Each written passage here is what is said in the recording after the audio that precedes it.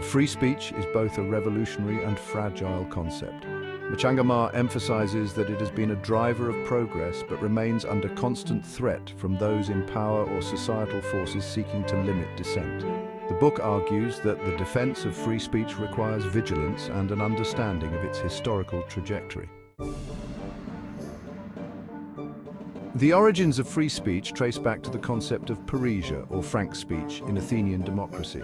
While Athens promoted open debate, there were limits, especially when speech threatened the state or religious norms. Socrates' trial and execution for corrupting youth and impiety highlight early conflicts between individual expression and societal norms. The Romans contributed to legal frameworks but did not tolerate criticism of the emperor, showcasing an early authoritarian approach to speech.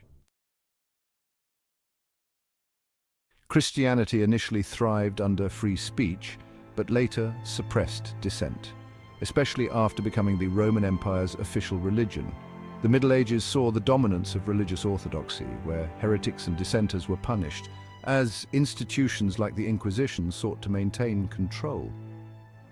During the Islamic Golden Age, particularly under the Abbasid Caliphate, scholars like Avicenna and Averroes debated openly, fostering a period of intellectual flourishing. However, political and religious pressures eventually curtailed this freedom. The invention of the printing press in the 15th century democratized access to information, amplifying voices but also intensifying censorship efforts by authorities. Martin Luther and other reformers used print to challenge the Catholic Church, triggering both religious wars and debates about the limits of expression.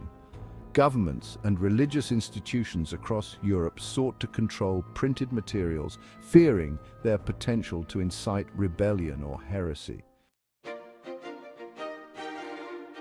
The Enlightenment and the rise of modern free speech. Philosophical foundations were laid by thinkers like John Milton with his Areopagitica, John Locke and Voltaire. Milton argued against prior restraint, while Locke emphasized individual rights. Revolutions and declarations followed. The American and French revolutions institutionalized free speech in documents like the US Bill of Rights and the Declaration of the Rights of Man. However, these rights were inconsistently applied, particularly to marginalized groups.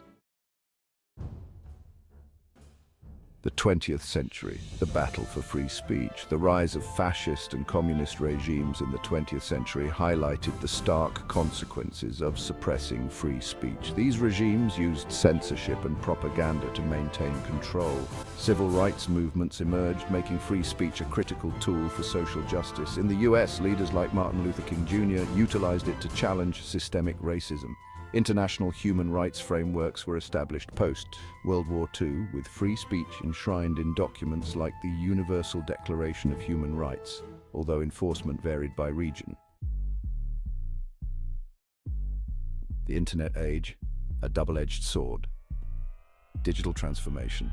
The Internet has revolutionized speech by allowing unprecedented access and global communication.